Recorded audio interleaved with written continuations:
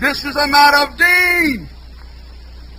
This ilm is a matter of deen. You be careful who you take your deen from.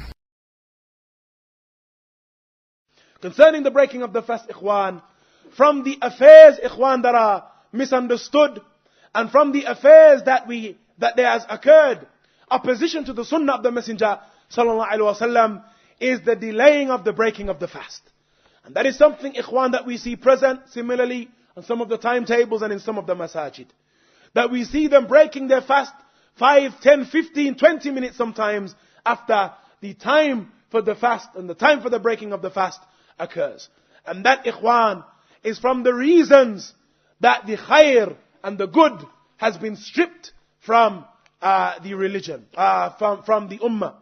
And for the reasons, ikhwan, that the ummah has ceased to be manifest, as occurs, ikhwan, in a number of ahadith.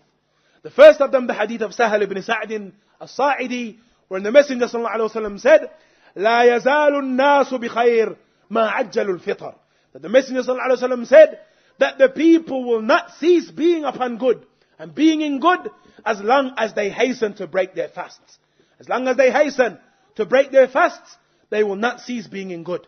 Similarly, the Messenger sallallahu alaihi wasallam said that this deen will not cease being zahir, will not cease to be apparent and manifest as long as the ummah hasten to break their fasts.